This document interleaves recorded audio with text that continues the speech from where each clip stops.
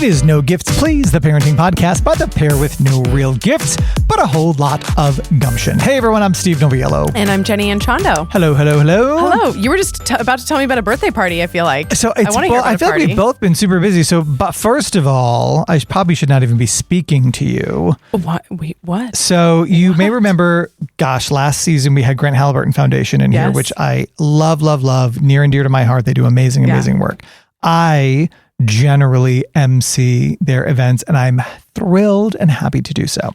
However, the last one that they just had a couple of weeks ago, their Beacon of Hope luncheon, I had a date with a first grader for lunch that day and could not attend. Okay. So I voluntold you. Me, and I was happy to do it. I know that it's something that, and I, through you, have learned a lot about it and learned a lot about why it's so important. We have an episode actually on this podcast. You guys want to scroll back and listen to it. And I had the funniest thing happen when I walked in because they were doing sort of like some mic checks and things like that. And then all of a sudden I was like, wait a minute, do I hear Steve? And I was like, wait a minute. I thought he said he couldn't make it. I thought that's why I'm here filling in for him. And then it came out again, and now introducing. And then I thought, broadcaster voices can be a little similar. So perhaps this is another, they call it the voice of God at these events. Yep. So I thought, is he just hanging out in the audience, just wanted to hang out with his friends because his friends coordinate this and just was send her up on stage. But anyway, you had pre-recorded and I know they were really thankful for that. And everybody well, you know what else they were thankful for? What? And I guess they don't really need me anymore. They had their most successful event ever for a Beacon of Hope with Ms. Anchondo at the helm. I'm sure it was all me. I will step aside now, and that's one less thing I have to worry about. Oh my gosh. It was such a good event. The Kevins. Yes. The story, Kevin Briggs, and then the last name of the other one is escaping me now, but they... one was the San Francisco cop, and one was the guy who was going to jump off of the Golden Gate Bridge. Yeah. And for those of you who don't know Grant Halliburton Foundation, they do amazing work with mental health, particularly for young kids and teens. So they always have a super dynamic, guest speaker. Last year it was Dak Prescott and Solomon Thomas. They've had all sorts of people in there. But this year, I think that it lines up with a documentary that they were releasing, right? 92 minutes, which is actually, it sounds like there's a lot of local people involved in the production of it, and some local people on the board. Richard Ray from is he really? Yeah, he was there and he's on the board for the documentary, but it's going to talk about the fact that the biggest game changer for the man who was going to jump was that for the first time in his entire life, somebody stopped and for 92 minutes listened to him speak about himself, asked him questions about him, cared about his story. And so I think it sounds like the documentary is going to delve into it and how life-changing it can be for somebody to just ask about you and care about you. I can't wait to see it. Yeah, it was a great luncheon, but you were definitely missed and people did ask where you were, and a couple other people did notice that was your voice. They're like, I thought I heard him too, and then he wasn't here and it was you. And I'm sorry, he'll be back next year. Well, I had a very lovely time at the elementary school picnic. So priorities, right? Well, you know what? Hey, listen, I rode my little scooter over there. Wait. Yeah. You have a Well, because there's no parking. When they do big events like that at school, we don't have, it's at a big campus with big lot. There's no parking lot. But a scooter, I didn't know. Like a little electric scooter. Is it Jacobs? No, like a scooter, like a Lime. The ones that the football players rode on in college?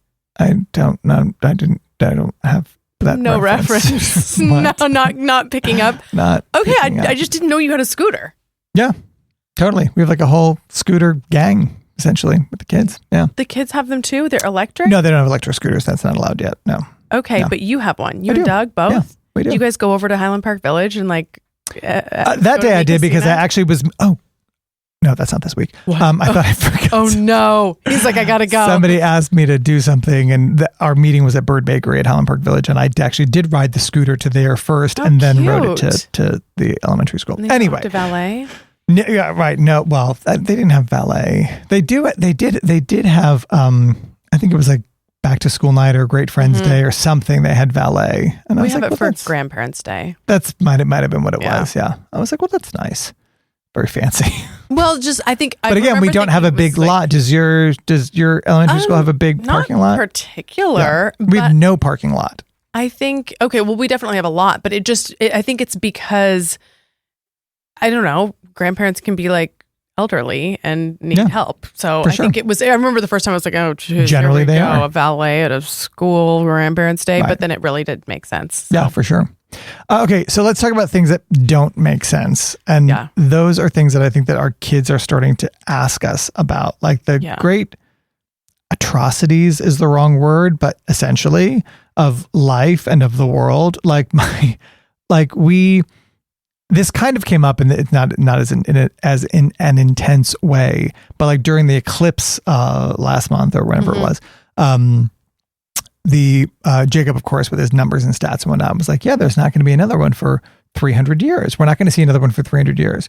And it dawned on me in that moment, like, do either of you understand that you're not going to be here when that happens? Like, are we there yet? Like, do you get that there's an expiration date on all of this?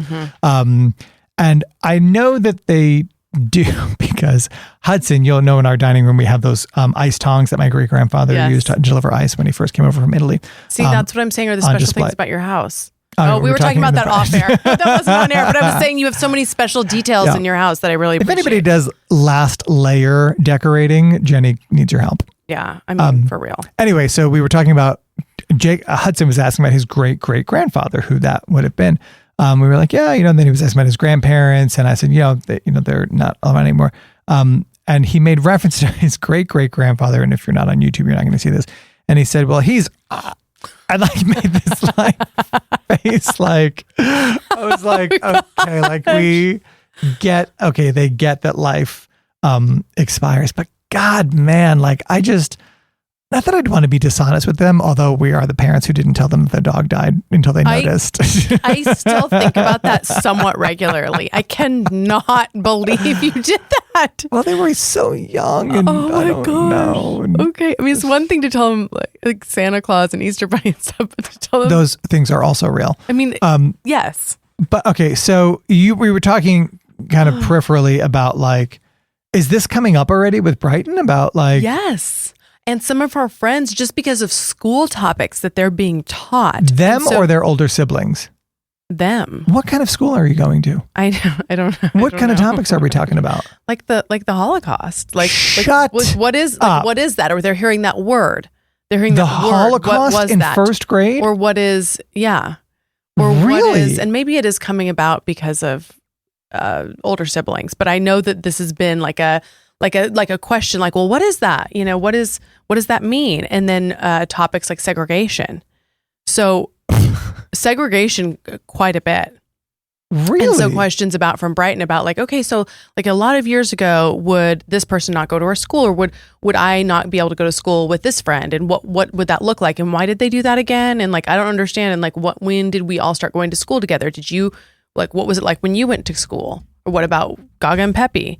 So yeah, we've been reading the books. I pulled up, she's had these for a while, and I almost wonder, I'm like, was it because we started reading these books when she was really little and now she's reading them herself and sort of understanding them? But like the Little People, Big Dreams. Do you guys have those? They look like this. It's like, so there's a Coco Chanel one, which I love. I mean, it's like Rosa Parks. And like, yes. There's a Frida Kahlo. But we have a really beautiful Frida Kahlo piece of artwork in our house. Oh, see, this is your layers. This is your last layers. Layer. I just think you read one story to your kids about the bubonic plague, and all of a sudden they have all these questions. Oh my gosh! And Lauren Prisbel actually gave me this exceptional book about female heroes, and I love it.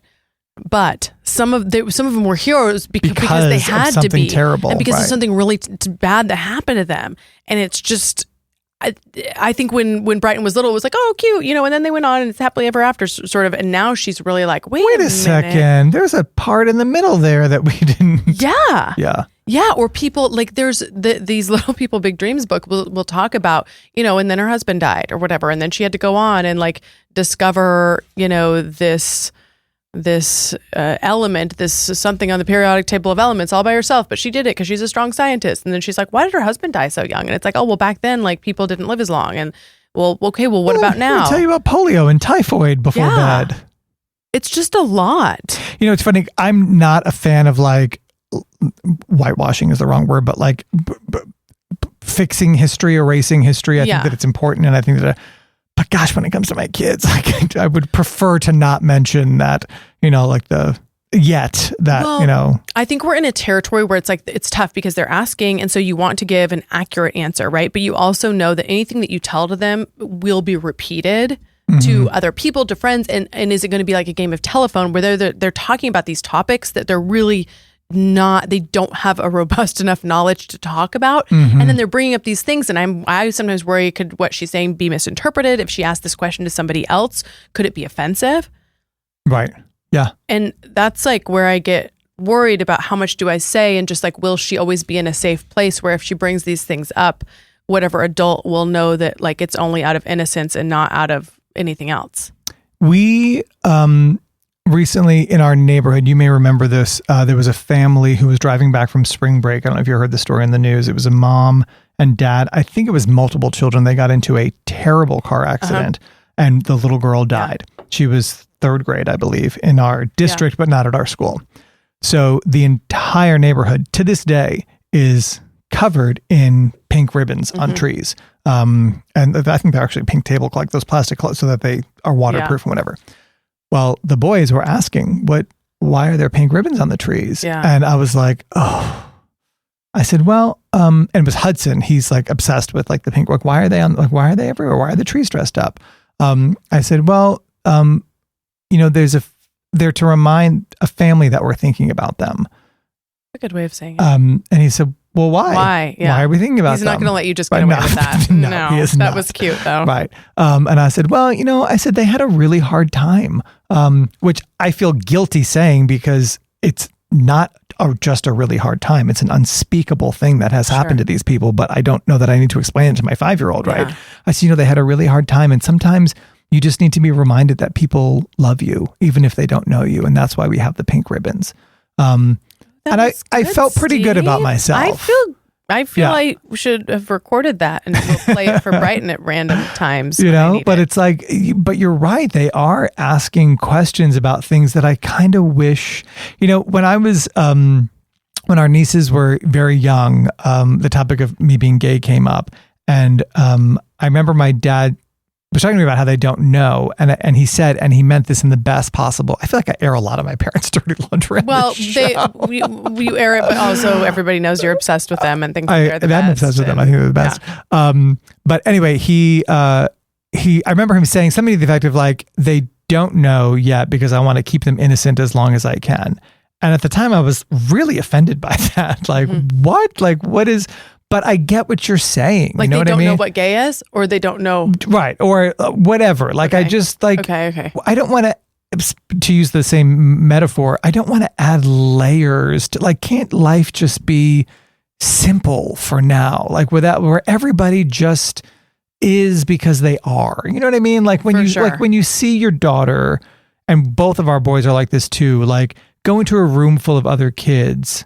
They just see a room full of other kids. For sure. Like, it doesn't matter what they look like, who's wearing glasses, who has a missing appendage, what color skin they have, who's tall, who's short, who's got red. They're just other kids, and kids play with other kids. And it's just all so simple, it's right? So beautiful. So I get that that's what he meant by that. That to me is different though than like talking about death. To me, I guess for our family, that doesn't seem like something that you would necessarily hold off on, or just like if somebody asked, there are some pretty simple explanations, because like we learned on the Birds and Bees, we're not giving sex ed. Right. We're just talking about like, these are two people that love each other. They're a couple. Right. But with some of the other like atrocities of the world that we were speaking about, that's where I can't believe really she's asking about the nervous. Holocaust. That's like, I mean, do you take a trip? I mean, there's a great museum in downtown Dallas. So, I mean, do you? Yeah. And I had actually looked that up, and I'm trying to remember what they said on the, like the ages, and that would be one that I would need to go preview for like sure in depth, just to, for sure, because I'm sure there's photos of concentration camps and things like that. Yeah. The other thing that's changed is our children's ability to read. So like significantly. Right? Yeah. So they can read so quickly and so fast and digest it, but not really understand it. And so, We do have a routine at night, which gives me like this has been giving me a little bit of leeway. I've added to our bedtime routine. So now it's 5 hours long. So extensive. It's such a problem. I really need an intervention. Do you need an intervention? So what are we up to now? Because there's no more dog walk. No. So sad. So that has given us a little time back. So like deep breaths, stretches, call Gaga and Peppy for a story, then a local story, locally produced story, right. Then sometimes story tag where we do one together. And then, a few math questions, just like 3 math questions. And then like what? No, like not, I mean, well, listen, we're not dealing with Jacob. I wouldn't even know if Jacob was my child. I wouldn't even know how to do the questions for him because he is sometimes he was asking beyond he was my asking math about level. Square roots the other day. Exactly. And I was like, I might have to ask Alexa in the next room. I'm not in it for that. We're doing like what's 30 minus 10. So yeah. So but I love that you like. Meanwhile, here I am putting the boys to sleep and like trying to figure out how to get out of reading them a book at this point. Like I'm like, hey, they're fine. Like, how about I let you stay up extra 5 minutes and watch TV? Like literally last night, Doug had a work thing, and then we got upstairs and the timer went off for them to go to bed. And they were like, oh, can't we? And they were watching Number Blocks, which are 5 minute long little things, and it's about math. So I was like, okay, maybe we're good. That's why. No, you should watch it. So we went upstairs and Number Blocks I was like, I put them to bed. Jacob was not interested in a story, and I put Hudson to bed, and I was like, okay, here we go. And I was like getting out of the room, and he was like, wait, Daddy, what about a story? We didn't do a story. And I was like, oh, well, we got to watch extra Number Blocks tonight. Good night.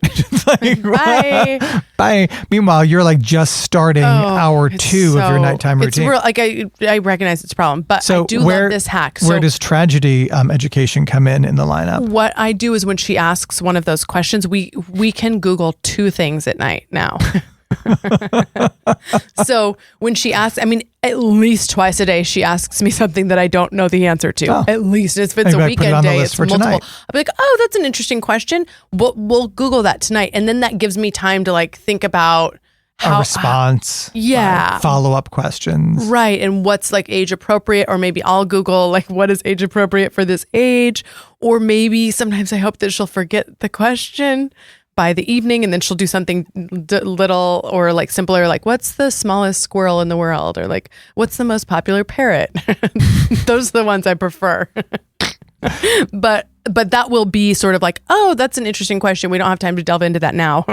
But tonight, it can be one of your 2 things that you Google. But tonight, polio, definitely before bed. Yeah, it's just like, I mean, they have to learn at some point. Not today. But also, like, I don't want them hearing misinformation, and also I don't want her to ever feel like Mom's scared of that question. That question makes Mom feel uncomfortable.